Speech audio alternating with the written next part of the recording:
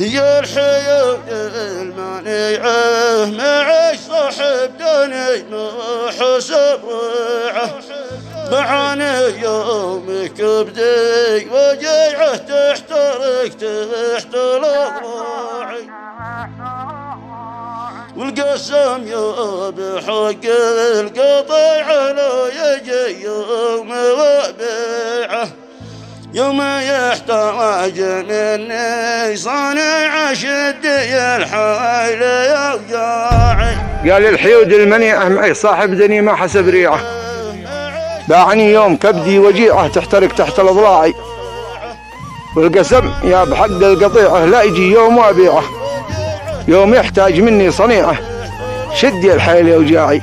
يوم يحتاج مني صنيعه شدي الحيل يوجاعي.